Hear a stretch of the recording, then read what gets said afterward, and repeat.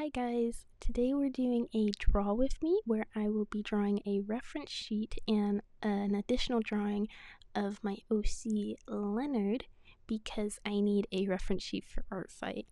He's my favorite OC and I draw him all the time, but I hate doing reference sheets, so I never made a reference sheet of him before, but I kind of need one for Art Fight.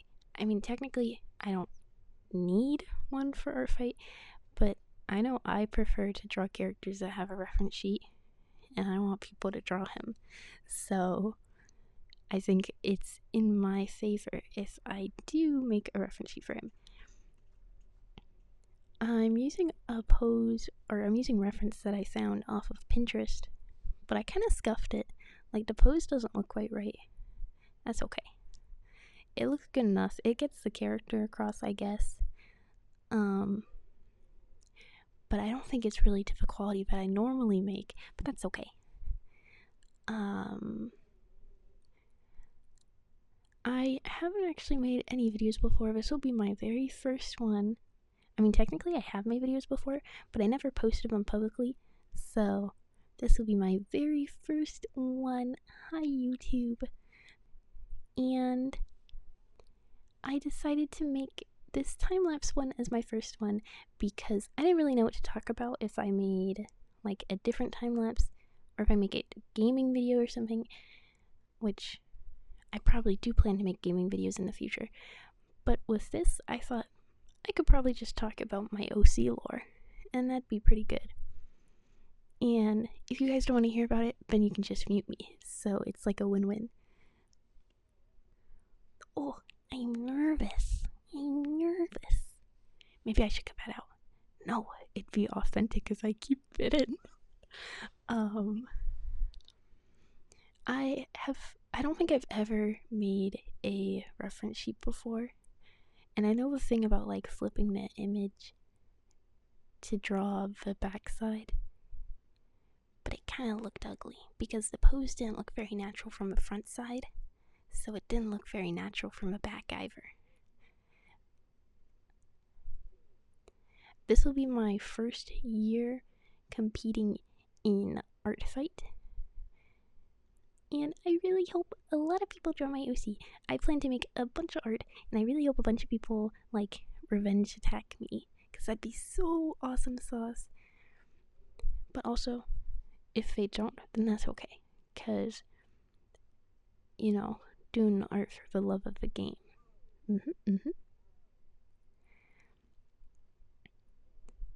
I was considering if I should put music on this video or not, because I know a lot of like draw with me's have like chill music, like lo-fi or stuff, but I actually hate those.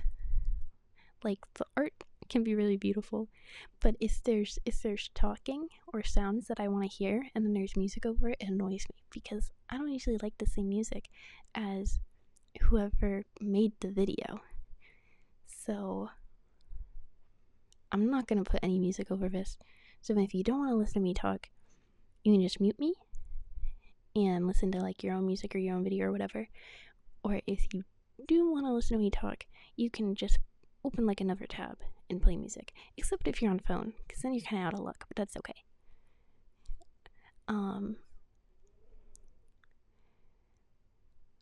I think I usually do full bodies better than this. I don't know what was up with me. I was using a different pencil, or different pen, different thing to draw with.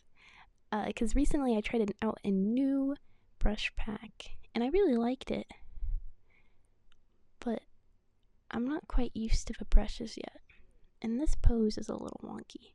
So it came out wonky, and the hands came out really wonky, but we don't talk about that. We don't talk about hands, okay? So here's my OC lore. His name is Leonard, or Leonard Hayes. And he was born in the 1880s because he's really freaking old. He's an old man. But actually it's because the story's set in the 1920s, so he's not that old. He's in his 30s. Well, he was born in late 1880s, and the story's set in the 1920s. So he's in his 30s. He's in his early 30s. He's 33 years old. And for his lore, for his awesome sauce lore, I actually made him for a role play because I met some people and they were like, hey, we want people to role play. Oh, if you're looking at the screen, I was coming to the realization he looked really bad. So I wrote that out. And I also had to draw his dress shoes. So I wrote, but I hate shoes because I hate drawing shoes all the time. Doesn't matter what type of shoes, I hate drawing them. But anyways, I made Leonard because I was invited to do a role play. Well, actually, technically I wasn't invited. I kind of not necessarily auditioned for it, but I sent in some writing and they were like, yeah, you write great, you can join. I was like, yes. And those people are awesome. I'm still friends with them. They're so awesome sauce. But it was a Demon Slayer roleplay, and I had watched season 1 of Demon Slayer a long time before that roleplay had started, and I didn't remember much of it at all. And I really didn't want to do it back. I didn't remember much of it at all. And I had only watched season 1, and there was a lot more out by the time this roleplay started. So my character doesn't make complete sense if you take into account the world of Demon Slayer, but it doesn't matter because I love him because he's a great guy. So it doesn't matter that he doesn't make sense, okay? So he is an American man born and raised in Georgia, and he grew up on a farm where his papa was a farmer, and he had to help out as a farmhand for his dad. And then whenever he got older, he had his own farm to himself, and he married a beautiful woman named Emily, I think. I kind of never actually decide on her name because it's not really that important, but I think Emily is the name I'm going for because that's the one that's stuck in my mind for the 2 years that I've had this OC. So he meets a beautiful woman named Emily in his teenage years, and then they get married pretty early because it's the 1920s. Well, it's the 1900s. So they get married pretty young, and then they have kids. One son, and then 2 more sons that are twins, and then 1 daughter. And things are looking pretty good. He has his own farm, he's making money, and that's pretty jolly. And then, because the time that this is set, World War I is about to happen. So people in America, men in America would get drafted for World War I. And so he got drafted, which I don't actually know if World War I even exists in the Demon Slayer world, but it exists in my version of it. So he got drafted, and he was away for war, and he fought in the war. He got pretty good with guns while there. I mean, he already knew how to use guns because he runs a farm, and so he kind of had to use the guns to fend off pests and stuff. Well, not pests, those are little things, but rodents or bigger animals, and it's a safety thing. So he's pretty used to guns. Maybe he goes hunting too. But he got much better with them while in the military, and then eventually, World War I ends. He's a little traumatized from this, but I haven't really wrote a whole lot about that yet. But as the roleplay continues, it'll go more in depth, which you guys won't see that. But we actually just recently restarted the roleplay because we had to restart it because one of our main people left which I'll actually get into soon. But we had to restart it. So he originally wasn't a veteran, and then I was like, wait, I should actually take into account like the time period this is in. So, you know, well, I'll learn more about that, and maybe you guys will learn more about that in the future too, as I make more content about him. So he comes home from the war, and he has a couple months where he's like pretty happy with his family, you know. They're continuing to tend to the farm, and they're happy that he's back and he's safe and stuff. And things are pretty good. No war. Everyone's alive. And then, this is where the demons come in. One night, he's out on the town, and he's buying a dress for his little baby girl, his little daughter, 'cause he loves his daughter. And he comes home, and he sees his door, and there's something wrong with his door. The front door of his house, it's not on the hinges correctly. Like, oh, my cat just jumped on my chair, but it's not on the hinges correctly. It's broken, and this is really scary because like his wife and kids are home alone. Why is the door messed up? Like, that's not good. So he quickly hurries in, and there's a strange smell in the house. It smells disgusting. It's a horrible smell. And so he, continues hurrying in, and he sees his wife and kids dead. He sees their remains. They were eaten. They were so eaten. Oh my gosh. My cat's being a disturbance, but it's okay. They're so eaten, so dead. And as any normal man would do, he freaks out over this because he just, not only did he just see like disemboweled people, but it's his own wife and kids that he cared about a lot. Like for the 1900s, early 1900s, he's a really good husband. I mean, he's not the best guy. He kind of has alcohol issues, but he's a really good husband, and even husbands that aren't really great probably would freak out a little seeing their wife and kids disemboweled, seeing anyone disemboweled. So what he does is, he freaks out, and eventually whenever he gains enough strength, he goes to the police station and tells them, but people are long dead, so it's not like they can save the family, but they can investigate what happened. And after some investigation, the police officers kind of just brush it off. Oh, my cat's walking on my computer. 1 second. They kind of just brush it off as an animal broke in and killed them and ate them. A wild beast broke in. But it really doesn't look like that. Like, no animal would take down the door in the way it did. No animal has like scratch marks like that. No animal does that. Just the marks around the house, everything around the house just was not adding up for it being an animal.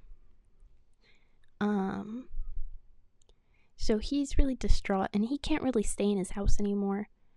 Not because like it's physically incapable, but because he can't stomach being in that house anymore after seeing what he saw. And so he moves across the United States for a couple months, and basically he's just drinking away all his woes. He drinks until he can't think anymore, and continues to move around the United States.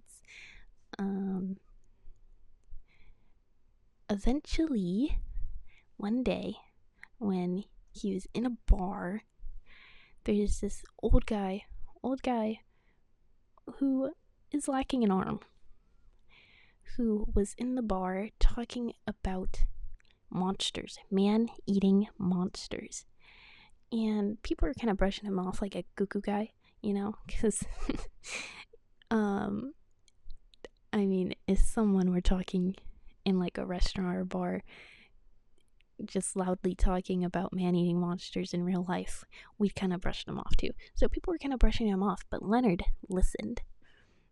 Leonard was like, wow, what this guy's talking about sounds a lot like what happened to my family. So he listens in, and he gets told about demons, and he basically gets instructed to go to Japan, because I had to get him to Japan somehow for the roleplay. He basically gets instructed to go to Japan and hunt demons there. There's a demon slayer corpse that will hunt demons. So go there, join the corpse, and get revenge, basically. And so he moves to Japan, and he has like around a year or so that he's in Japan, just learning the language, learning the customs and stuff. And then around a year into him being there, he ends up finding his way into joining the Slayer Corps. And so he becomes a demon slayer. And now we're all caught up. I mean, technically we're not all caught up. There's so much more lore. But that's like his backstory complete. And he's a really great guy. He's really paranoid now. He spends, I say a lot, oops. He's really paranoid now, and he spends his time, well, a lot of the time he spends working out, because he has to stay fit for his job. But also, he'll spend a lot of time writing in journals to document every person he meets and all the things that he does throughout his days, because he gets really anxious now that he's like lost things that are so important to him, lost people that are so important to him. He's really anxious, so he keeps track of everything in his life now. Like to a crazy extent. Like, he's a very, very paranoid guy. And he's also very serious. He's not some jokester.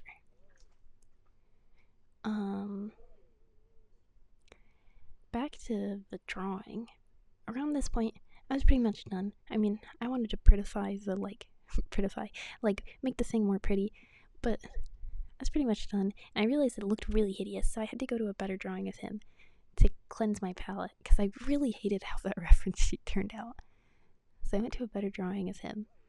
And when I was like, I want to edit this so it has one eye blind, because he is blind in one eye. I didn't mention that. At some point while he was slaying demons, he lost his sight in one eye, and he uses a prosthetic eye to cover it. I didn't mention it because I forgot. Oops. And I guess it wasn't really part of his backstory.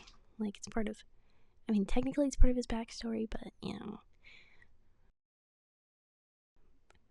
Here, I was like, wow, that reference sheet I drew of him was so ugly.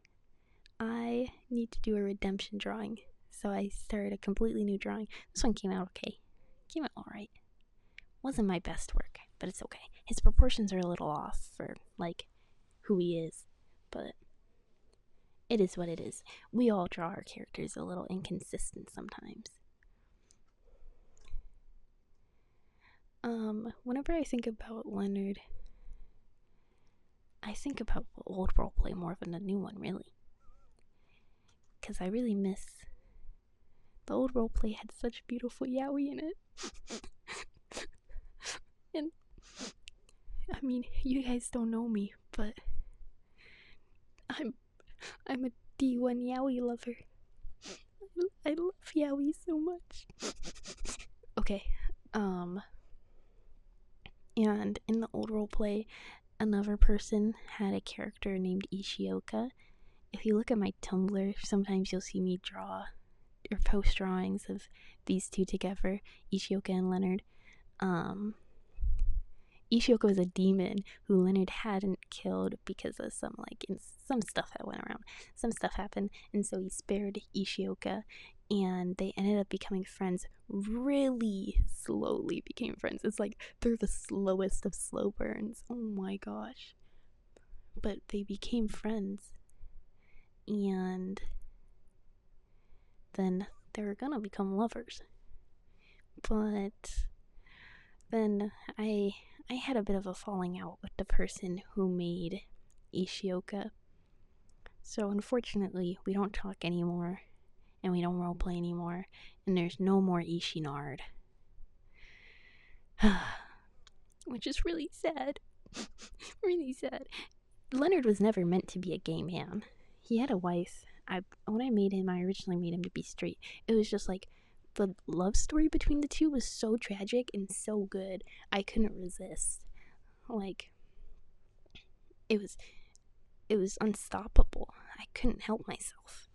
Because first there's the tragedy of one of them being a human, one of them being a demon, and the human's deeply scarred by demons and hunts them now. So one of them's hunting the other one's kind, and the other one eats the other one's kind, because demons eat the humans. And then also, Leonard is a religious man. He's a Christian man. You know, it's the 1920s. Everyone's a Christian in the United States, man.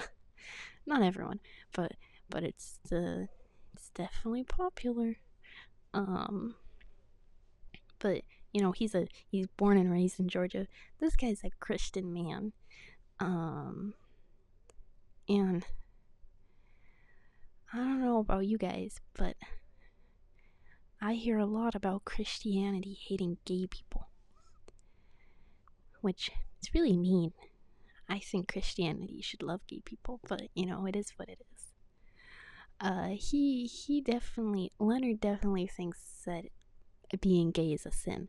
Even if he wouldn't be mean to a gay person, he still thinks it in his head, and he would never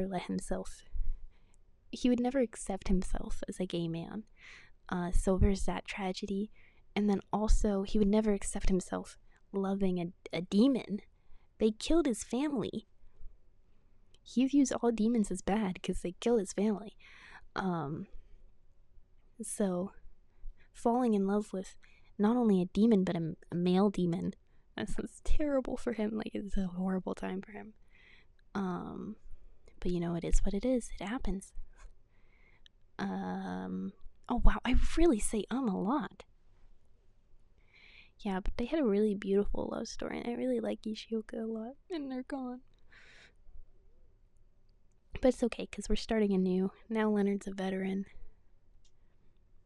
He's maybe a little more mentally ill than he used to be. He was pretty bad in the old roleplay, but I'm making him worse. I'm making all his problems that weren't super clear in the old one, I'm making them clearer. That's just... I didn't really make him... I'm like Monica from DDLC, where she just manipulates the pre-existing problems to make them worse.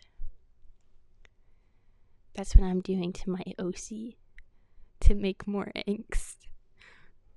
Anyways, I miss him and his twink boyfriend, and I dream about them. I dream about them being happy and in love, and I read fanfics that... Or is it fanfics if the creators wrote them? Who knows? But I read stories that me and Ishioka's creator wrote long ago of them in love. Brings a tear to my eye. Anyways, the video is about done. I'll show the finished artwork at the end. I'll put pictures of all of them up. And I hope you guys enjoyed it. Let me know what type of content you'll want to see. I might post gaming videos, probably post more time lapses. Maybe they'll be a little more structured than this one. Have a bit more thought put behind them. But I hope you guys have a great day or night or evening or whatever time it is. And see you guys later.